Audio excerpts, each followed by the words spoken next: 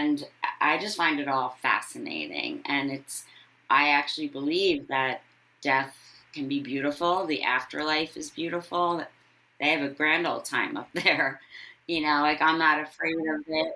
As hard as it is when we lose somebody, just having that connection and knowing that they're all together up there, it just gives it a little bit easier to deal with.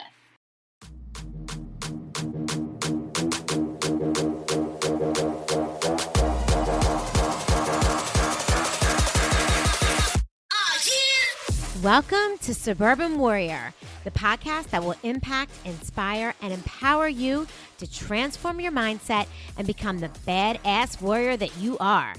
I'm your host and fellow warrior, Chrissy Pfeiffer, former clinician and corporate marketing exec turned multi-passionate entrepreneur, performance and life coach, and mom to 4 not-so-little warriors. Each week, I will bring you honest conversations with inspiring guests to share their stories of resilience, optimism, success, and simple yet effective strategies so that you transform your thoughts and change your behavior to get the results you want in your life. You will be empowered to take action, warrior up, and believe in you. Let's do this.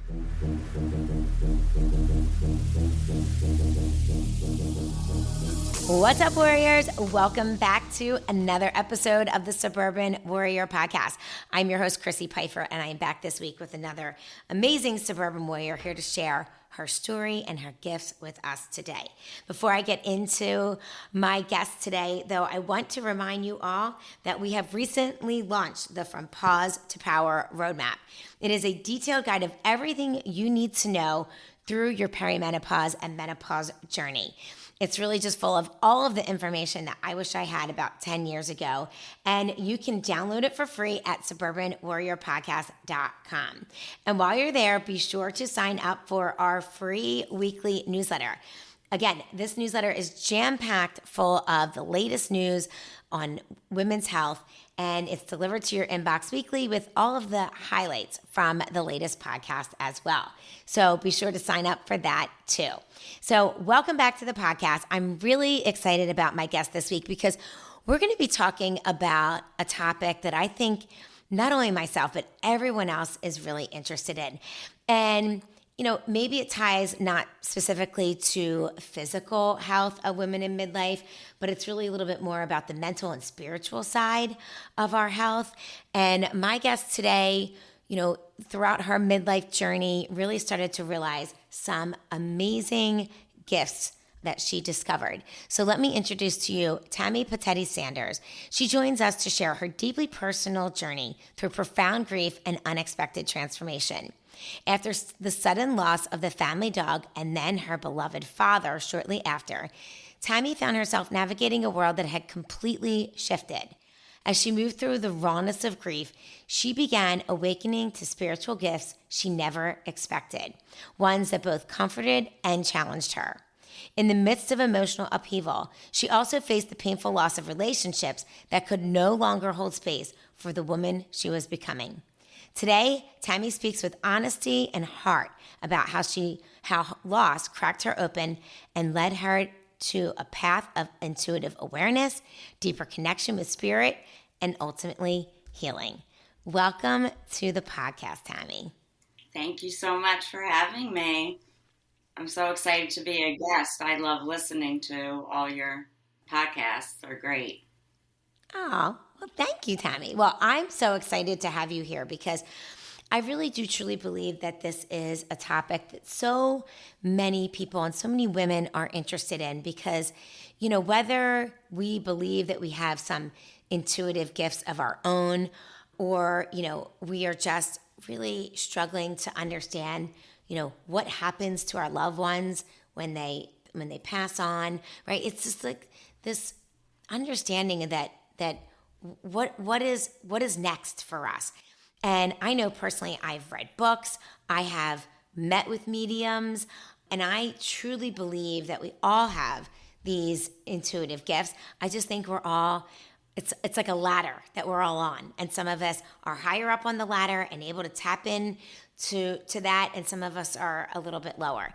And I do believe that these are gifts that we can continue to develop throughout our lives and get stronger.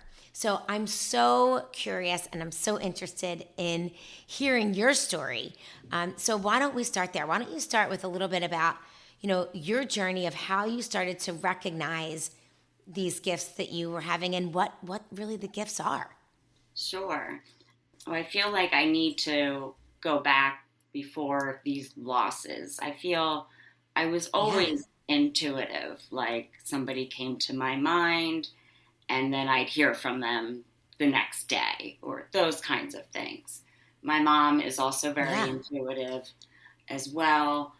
And in 2019, I started noticing a red cardinal that just kept appearing outside the back of my house. And I always knew that they meant that someone from heaven was sending you a message. But with this, nobody had recently died. So I'm like, why am I seeing these red cardinals? And this is a crazy story. A friend of mine, we're walking and she's like, so I met this girl last night and she's saying that her dad is your dad's brother. I said, I don't think so, And I go, what do you mean? And she's like, your dad wouldn't know, but this was before your grandfather met your grandmother, like 10 years prior, had a child. I go, no way, we would know. Wow. So she shows me his picture. It's identical to my grandfather who had passed away like long before. And at that moment, a red cardinal passed right in front of our faces, like twice. Yeah. And she even said, I would have never believed it unless I was here. And that was the beginning of the journey. And we met the family. We're very close with them now. And so many coincidences with that. One of my cousins lives less than a mile down the road from me. I mean, just crazy. So that was the beginning. In 2020, I went to school for hospitality management and then had an accident and then was interested in physical therapy. So then I went to PT. So I was always around sick people, healing people, intuitively going to areas on their body that they weren't there for that reason. And I just never knew why, but I always was successful in treating them. And I think I always ignored these little inner voices because I was always busy planning things, always had TV on or music on, and just busy, busy, busy. And in 2020, I decided to receive an intuitive Reiki session. And during that session, I saw things, crazy things, that like visions. And one specifically, I remember I went there for like hip pain and I saw me on a hospital gurney and them like putting an oxygen mask over my face. And when I woke up, this woman, she's great. It's called the Healing Spirit Cafe. And she just writes out for like 15, 20 minutes everything that came through. And it's almost like a reading and a session in one. And she said she asked them to do surgery on me. And that's what I saw. And I was just so amazed that I could had that vision and the feelings in my body. So then I became obsessed. And I then took Reiki 1. And I liked it. I didn't like love it because I think the therapist in me was so used to moving people and stretching people that I just couldn't sit there like this, Yeah. It is a very interesting concept. Yes. So I then started to just have this feeling that something bad was going to happen, specifically to my dad. And in a session with her, this was April of 21, And all she said to me was, if that happens, your dad's soul is ready. And I was like, okay, what do I do with this information? So a week later, our 7-year-old dog suddenly got sick and ultimately passed away in my son's arms when he was home for spring break. And that sent me in a tailspin. Like, I never knew grief like that. And then I felt funny that I was so sad about my dog. And I was a recent empty nester. And it just was, oh my God. So I thought the Reiki girl was wrong. I'm like, oh, she must have been wrong. It wasn't my dad that was going to pass. It was my dog. And prior to that, I decided I wanted to we do family photos every like 10 years at the beach. And this was an off year. And I said, we're going to do family photos this year. And everyone's like, okay, it's not the right time, but nobody questioned it. And I'll come back to that synchronicity later. Okay. So then we're down the shore, and I was delving into my intuitive abilities. I started meditating daily. Totally not a meditator. I was the girl that left at the end of yoga classes because I couldn't sit for the shavasana. Like, get me out of here. Right. I got too many things to do. That was just me. Right. Gotta go. If I'm not moving my body, I'm out of here. I'm like, this part, I gotta go. Now I'm such a still person.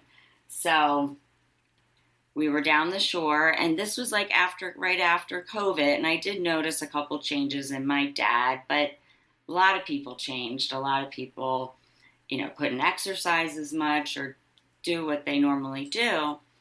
And I remember getting a reading from somebody, and I asked them the same question about my dad, and they said, if you ever have that feeling like something's wrong, just go right there. So my son Chase was having lunch with my dad right before going back to college, and he sent me a selfie of them. And I did not like how my dad looked. There was something that just told me to go, and I went. Wow. And my mom came home shortly after. He had a fever. He was having tremors, took him to the hospital, and he never came home.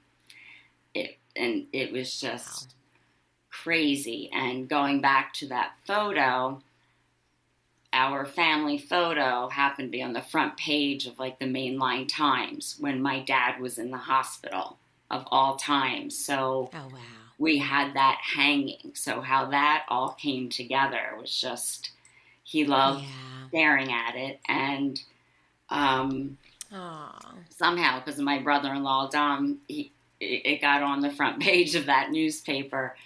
So, and after he passed, and it was the most beautiful passing I've ever witnessed. And I witnessed a lot of people die just in my field. And it was like everyone he wanted was there. And he passed as soon as they lowered. I mean, he went from like no oxygen to needing 30 liters of oxygen.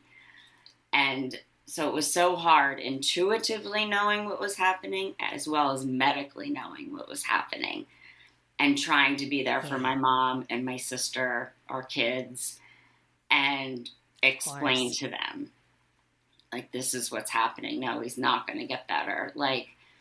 And my dad was at peace, and that's when I knew from going back to that Reiki girl that she said his soul is preparing. He was very prepared, I think. He had an unknowingly knowing about this. Right. And so shortly after he passed, I came home. I probably didn't sleep for 3 weeks. And I sat down on the sofa at my house, and my dog, I must have started to doze off, and I heard we got a new dog, and she started, like, I heard a little growl, and I looked up and I saw my dad's apparition, and I never told anybody because I thought I was hallucinating.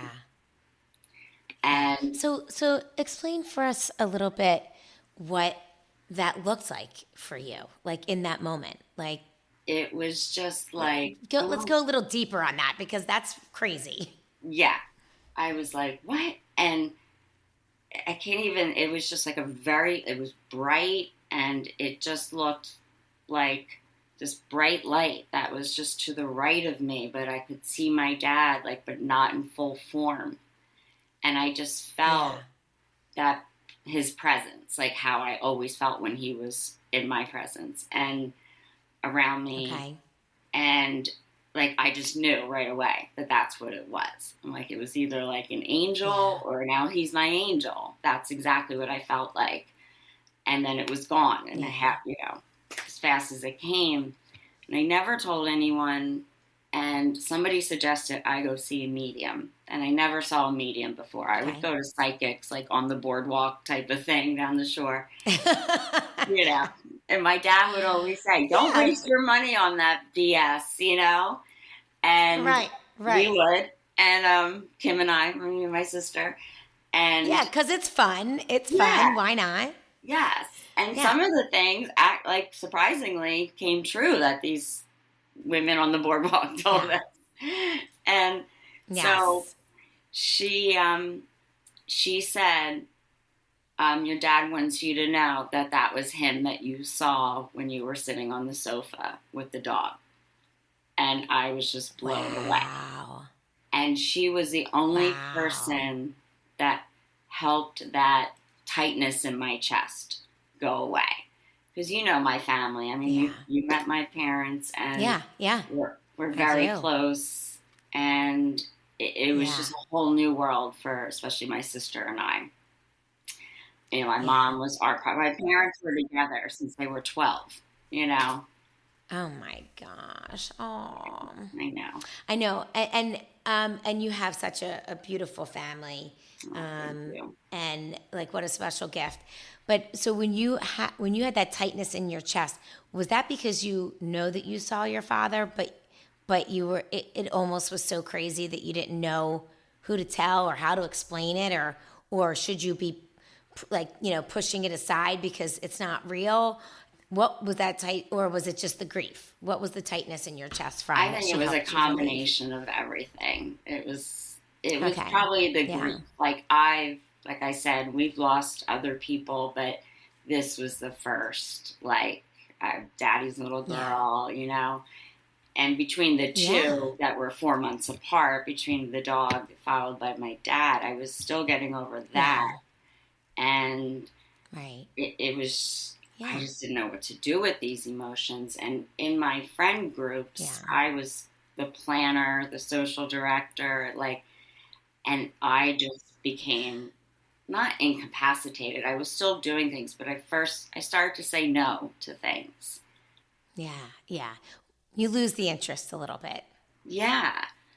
Which then led to me losing a lot of friendships that I never in a million years thought I would, because I always put others before myself, and I'm a big doer Yeah. for others, and then would ignore my own needs often all my life. And Yeah. I just didn't know what to do with this. So I just dove deep into reading every book, listening to every podcast that I could about intuition, connecting with the afterlife, just everything, just to have that connection with my dad. And then just all these synchronicities started to happen. I saw my dad's, I was taking a picture around the holidays, and an orb showed up, and it was my dad's face. Wow. And I could see it right away. Some people could not, and some people could. And then it just, everything that happened. And so now I get messages from him that when he said, I never believed in that stuff before, but I do now, because he communicates with me Oh. all the time. And we're coming up on this 4-year anniversary, September 1st. So Okay. it's, ironic that it's so close to it, doing the podcast today. and I always, we Yeah. celebrate him now. Like his birthday is on September 20th. So what we do now is we celebrate him. Yeah. So I went to many different, I kept getting Reiki. I've gone to healers, and this one healer that I saw in 2021, and then I just saw in March of 2025. I kept taking courses. Like, I want to be a psychic Okay. medium. I want to do what that woman did for me. She helped that Right. pain in my chest go away because she validated. There's no way she knew half the stuff she told me. Right. There's no way of finding that out. And I was determined, and I had many coaches and teachers along the way. And she said to me, stop taking the courses. You already have the gift. So just Yeah. use your gifts. And the next day, I started doing some readings on people through photographs. And Yeah. it just kind of excelled from there. And I always have fear every time I send it to somebody. I'm like, oh God, I hope something resonated. And each time I Yeah. think I get stronger and stronger in doing it. I've probably done close to 50 now. And I would say there's never one that I did where somebody was like, yep, nope, you got nothing. You got nothing right. Yeah. That would be terrible, Yeah. Right. you know? And, Right. and I Yeah. told her, be honest with me. So, like, when I wanted to do your mom, I wanted you to feel like Yeah. that you knew what I was starting to do. So, and I enjoy that because it Yeah. gives them peace. Yeah. Absolutely. So, I don't know if my listeners, probably know my story, but I lost my mom when I was 20, Ugh, and I was in college at the time, and she was my best friend, my confidant, the person who knew me better than anybody in this whole world. Losing her was, the most devastating thing that could, in my life. And she was sick, so we knew what was coming. And I was a junior in college, and I felt so lost and out of control because of, once she got in hospice, and we knew it was the end.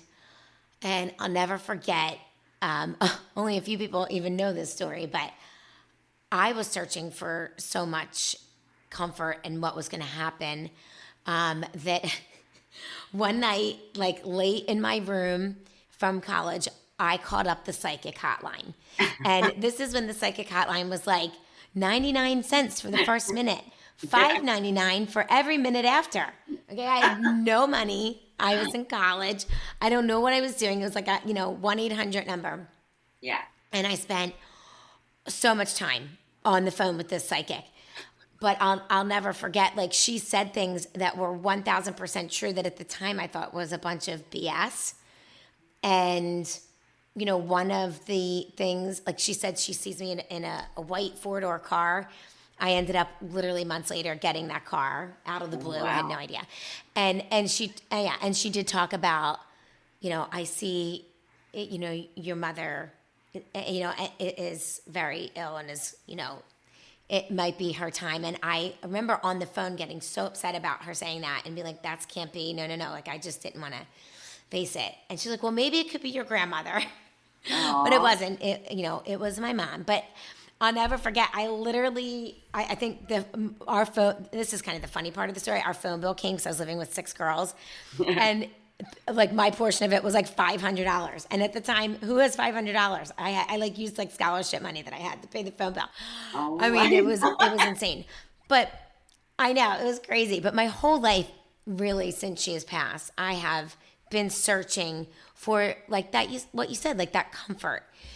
Always wanting to be closer to her, to ask her advice like I used to for the first 20 years of my life, to know that she's present and watching over me. And it's just, and I have gone to mediums that I really trust and have gotten some wonderful insights. I do feel her presence. I do feel that intuition. And, your reading when you offered to do that from a picture, which I think is, I want to talk about that as well. But, there were things in there that really resonated, some of the messages and what she was saying. So I want to talk a little bit about that. So let's get into first about how you discovered that you can do this from a photograph of someone, and what is that process like for you? Like once you see the photograph, how are you tapping into that? I think the photograph thing happened because, like, when I saw my dad's face in the orb, then I started, no matter what picture I took, I could take it of nature, of anything, I would see images of people's faces. Some I knew, some I didn't. And I'm like, someone's sending me a message, and I don't understand what I'm supposed to be doing with this. Like, and some I could see, or my husband could also, yeah, I see that, but I would see it right away. Like a rock or a tree, I could see images. So it just kind of came to me, and I had a lot of fear of starting this, and it made me feel more comfortable than just battling things out like normal ones do. I really want to, because I also took, and I'm a medical intuitive healer as well. So I was trying to do both things, or all of my gifts together. I'm just still kind of working that out, how that works, because I'm not practicing right now as a therapist. So, and I can still do that. I work on people that I know that have issues, and it's kind of like energy healing. I just know. Yeah. And that was another thing I was navigating. Like, I knew my mother-in-law was going to get metastatic colon cancer a year before she was diagnosed with it. And I was like, I don't want to have that gift. I don't want to know. Yeah. And, only bad stuff, Right. So now it's like people are like, well, I don't want to talk to you because you're going to know when something bad's going to happen to me. And I'm like, no. Right. So they say sometimes that's how it begins, that's how you receive information. So in my you'll send me a picture, and I just meditate and just keep picturing that individual. Okay. And I kept waiting to hear like an audible sound, like of another voice talking to me. And I'm like, I don't have it, but I always had it. That inner voice that you always hear, it's your own sound of your voice. It's the thoughts you have when you're in the car, in the shower. That's them talking to me. And I'm shocked at some of the things that I've come up with myself. Like, I'm like, there's things that I wasn't even going to write out for a person because I'm like, this can't be. Like, I did one recently, and I kept saying socks, like crazy socks. And it was this mom that lost her son. And she said he collected these crazy socks, and they made a pillow out of the socks. And I'm like, well, there you go. There's my validation. And I was just like, not going to include that. And I just did another one recently where I was like so emotional. I felt these emotions, but the recipient was just so happy. And so I just love doing it. And it's kind of great after 4 years of this journey that it finally came to fruition. And that's kind of just like how I wanted to get my story out, especially with navigating my own grief, not only grief of physical loved ones, but friendships, relationships, because I changed so much that they weren't used to this new introverted Tami. And I understand, so, and it's hard to find female friends at our age that kind of believe in what I believe in. A lot of people don't believe in what I believe in. Catholic, I was raised Catholic. It's not really part of that Yeah. religion to believe in that. So Right. I struggle because I'm a big sharer. I like to share. Yeah. So now I just kind of like wait for people to kind of come to me. I'm just, again, always wanting to help other people Sure. navigate anything. Well, yeah, yeah, absolutely. And, I do feel like, obviously in this podcast, we talk about a lot of changes that happen to women throughout their midlife journey. Hmm. And I think that, you know, it's interesting timing. I mean, obviously, like you said, you experienced the losses, but you were also in this midlife time of your life where, maybe the gifts were just more perceptible to you, Hmm. or it was the right time for you to start Right. listening. Because, like you said, actually, like back in the very beginning of the podcast, when you started talking, you were talking about seeing the red cardinals. You also talked about, going to receive Reiki. Like, you know, there's times in your life where you're not open to these signs. Hmm. To your point, like they were probably coming all along, Yeah. but when you're raising kids and you're in the thick of it, or you're just going about your daily lives with our busy schedules, we're not always open to receiving or open to really seeing the signs as signs. And I remember when I was working with a medium there was like a couple years where I was actually, Reiki 1 and 2, there's a word for it, I not trained, but there's a word. I was trained in Reiki 1 and 2, or Certified. whatever it's called. So yeah, yeah. I mean, I never really did it on anybody, but I went to Right. receive that training because I was just very interested in really opening up my energy and that sort of thing. Hmm. And and working with a medium. And when I was doing that work with her, and again, it was probably around the same time, 2020, 2021, but I was really receiving a lot more signs and a lot more visualizations and things happening. But I think I was just so attuned to it at that point. Hmm. And then kind of when I stopped working with her and life got busy again in a different way, you fall, for me, I fell off a little bit. So anyway, I think that it's about being open. But my point of getting into all this change for us in midlife is that, you know, change happens. And sometimes the people that are in our lives just sort of fall out of our lives because we change. Right. And what we're looking for, our values change, and maybe what we're looking for is different. Hmm. And other people come in to our lives and other people go out, and it's just sort of what's meant to be as part of that journey. Yes. And I'm a Cancer, and we do not like change. I never like anything. You're not.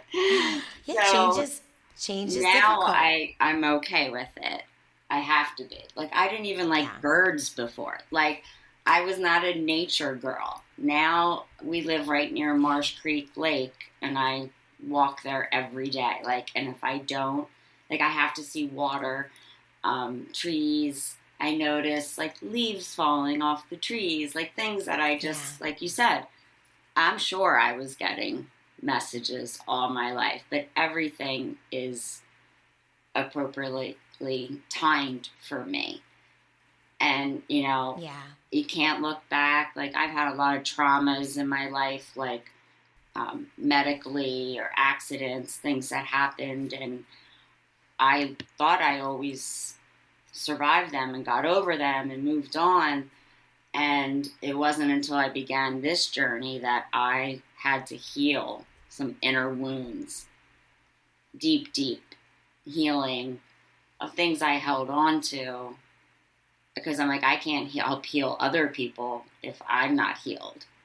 So that is Yeah. just been a lot of work, like a shadow work and getting rid of things. I did past life regression. I mean, so much stuff.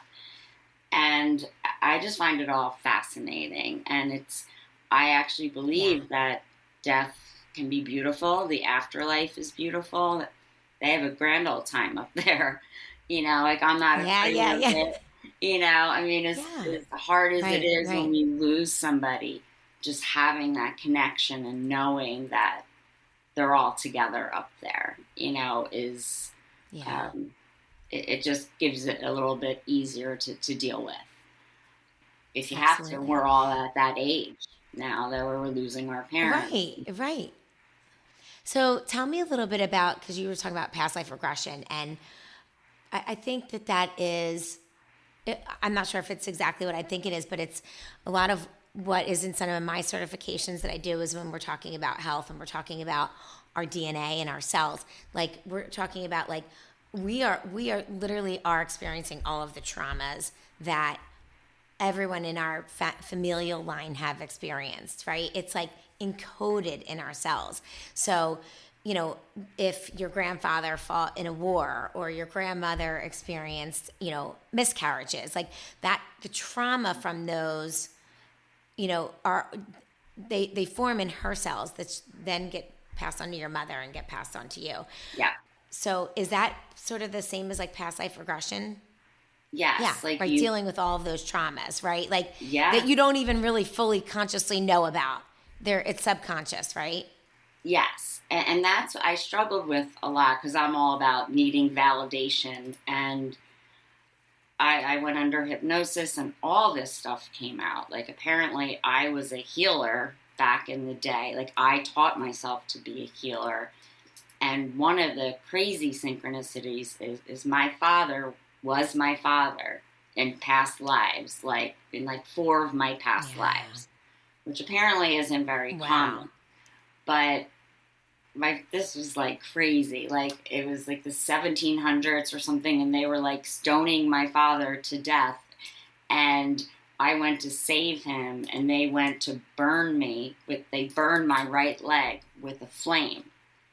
And in 1991, my whole right leg was burned with a 30-cup urn of coffee. So, yeah, Wow. at my cousin Cindy's 21st birthday party, which led Oh me, my gosh. yeah, Yeah. which is why I went into physical therapy and all of that. And I have a big scar on my leg, but it's okay. Like, I was able to empathize with so many of my patients, Yeah. that pain is just like, so like that was crazy for me. So I'm hoping maybe I stopped that. So that was Yeah. something that came back.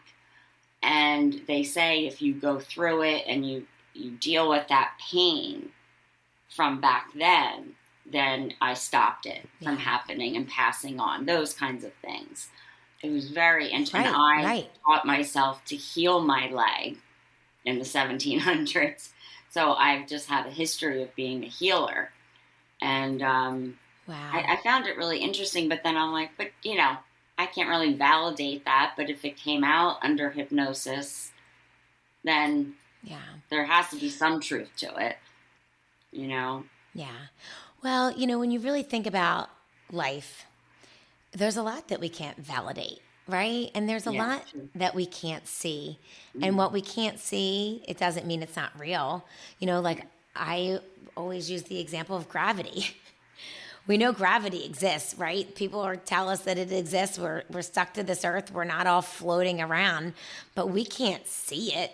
Right. We can't see what is gravity, like all these things. I mean, the biggest thing in our lives, like the most important thing as we are here on planet Earth that keeps us alive is love. Love isn't tangible, right? Yeah. Love is a feeling. Love is an emotion. Love is, but that love and connection with others, with dogs, with people, I mean, that's all that matters, right? I mean, it's that love and connection is it's the most important thing to keep us physically, mentally, spiritually healthy. But we can't see it.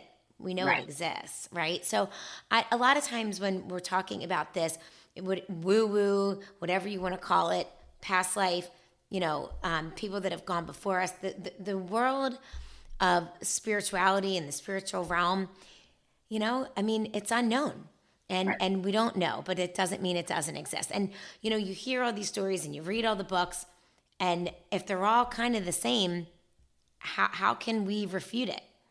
There's a book that I read so long ago that I can't even remember the name, but it's by a famous neurologist. I have to go into my Kindle and find it. But anyway, it's a famous neurologist. And basically, he treated all of these patients at end of life when they were dying. Mm-hmm. And, and some when they came back and they would tell him, I saw a bright light. And, it was all these stories. And he was always like giving the scientific explanation as to why these patients are all saying this. He didn't believe in near-death experiences or NDEs. Mm-hmm. And it wasn't until he contracted this crazy virus and was literally in a coma for maybe it was something like 8 weeks. It was a really long time. And he was being treated and he almost died. And when he came out of it, he explained his whole near-death experience. And yes, I know exactly who you're talking about.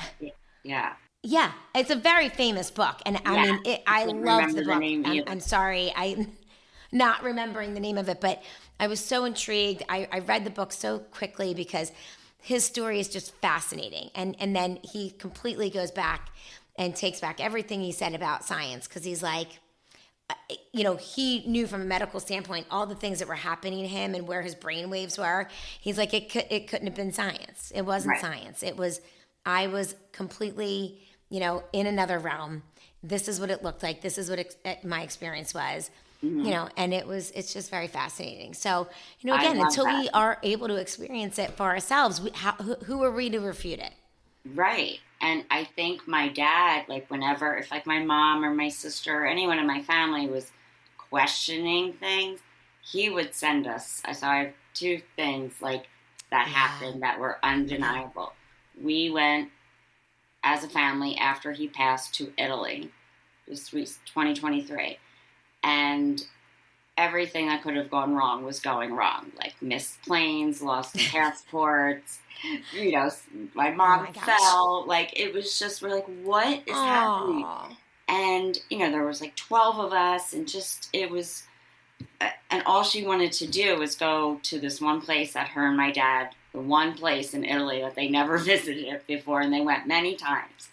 And I said, Dad, if this is all supposed to be happening, just send me a sign.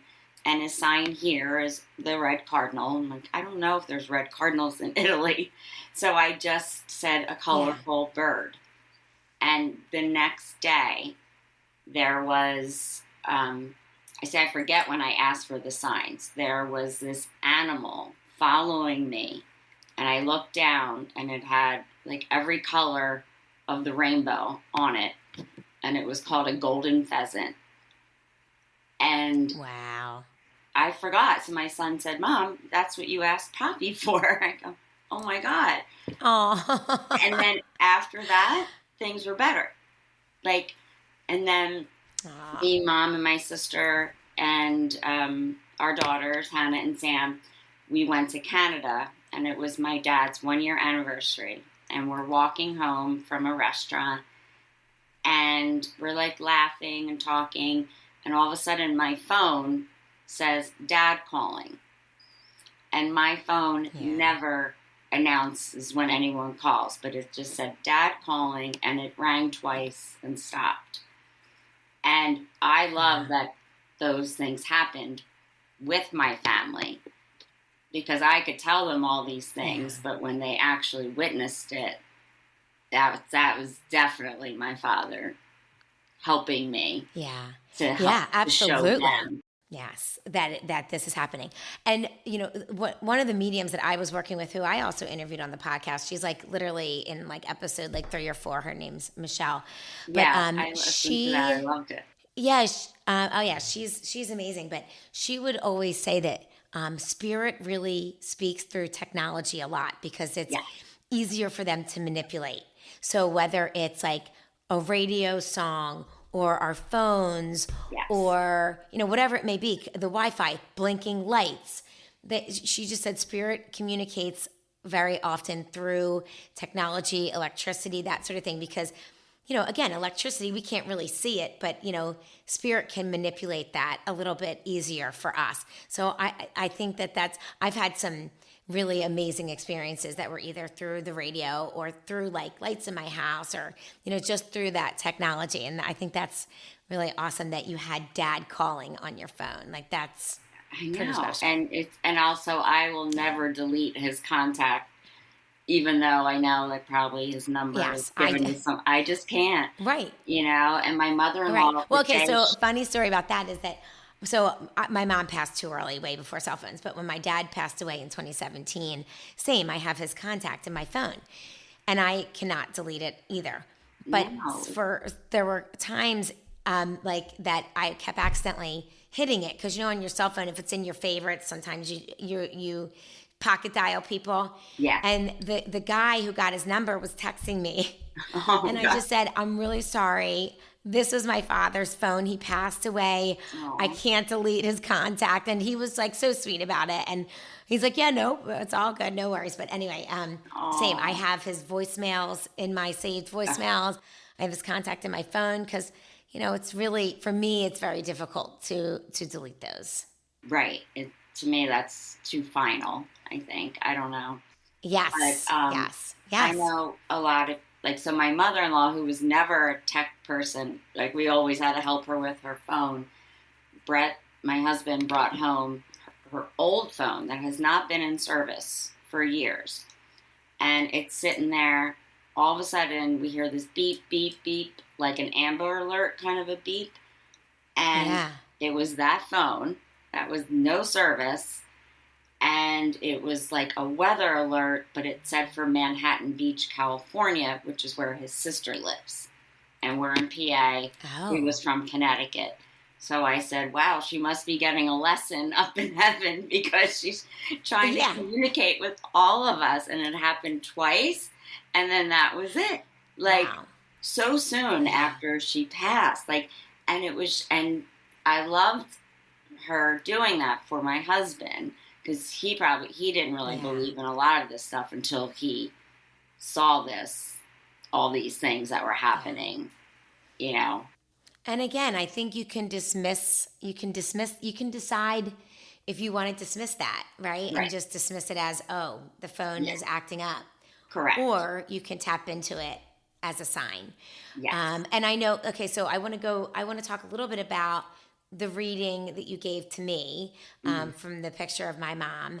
And because there were some things in there that were really poignant for me.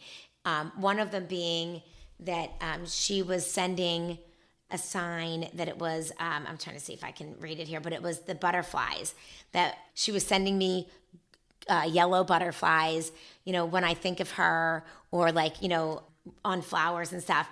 And then when I read that, I was like, wow, that's really crazy, because not many people know at all that when she was sick and, didn't have much to do and couldn't do things, she drew this beautiful yellow painting. It's not painting, it's drawing with colored pencil, but of yellow butterflies for me. And then my college roommates, after she passed, took that and framed it for me. Aww. And so I still have that same, butterfly drawing in my house today of these yellow butterflies. And I always think about cardinals when I think about my mom, because my mom was obsessed with cardinals. She would literally go out back and speak to the cardinals. She loved cardinals. But the butterflies, it was something that is very special between her and I. So that was something that meant a lot to me in your reading. And there were a couple things, the nickname that she called me. She just called me Chris. Yeah. And you even spelled it Chris when you wrote it, which I thought was very interesting, because she decided to spell Chrissy with no H, even though my real name Christine has an H in it. But Chrissy was just Crissy, but she would call me Chris. And if she was writing Chris, she would just say Cris. Wow. And when you wrote it, you wrote Cris. Oh. And even people who know, I know we know each other, but outside of this podcast, but even people that even know me pretty well still say Chrissy with an H, because Chrissy's usually with an H.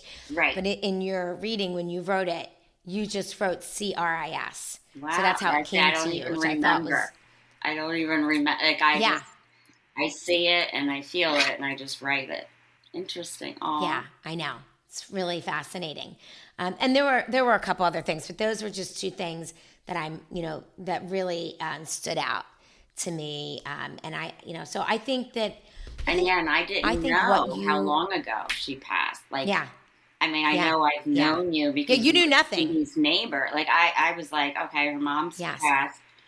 I didn't know if it was 5 years ago or, and then how she dressed like impeccably, like always had to make things very pretty, like, and that kept coming through, from what I remember. I don't have my notes here, but like, she always had a look perfect. Tried to make you look perfect, and she was very sweet. Yeah, though. She was very put together. Her hair, her nails, her makeup, her outfits. She was very, very into how she presented herself. Yeah. And so that was very true, how it came through. So I think what you are doing is just absolutely amazing. I think, honing your gifts and diving deeper into this, yes, it's work, but what beautiful work that you are doing to, not only for yourself, because obviously you get such a deeper understanding of self and comfort in your world, but to be able to by tapping into hearing your father and knowing that he's with you, like that's really so special. But such a gift that you're giving to other people. Like you sent me this, and I remember it was like in the evening, and I was with a lot of people, and I couldn't read it, and I knew I had to be, in a quiet space with myself to be able to read it. And, I just cried, as I'm about to cry right now, because it really is so special. It really is. I'm glad. So thank you for what you're doing. Sure. So tell my listeners where they can find you. So I just started my own Instagram page. I'm still working on, called Divine Lens Readings, or just my regular Instagram, just Tami P. Sanders. Okay. That's so people could just message me, and I think I'm just going to start out really small and do like a nominal fee. And might give you some options, like I can send you what I write out, and it's in my own writing. And I was going to change it to typing it up, but in the feedback I received is it's more authentic. Sometimes I have to rewrite because they talk so fast that I don't even know. Like when I go back and read, I'm like, what did they say? So I might just send it to you. It doesn't take any of your time.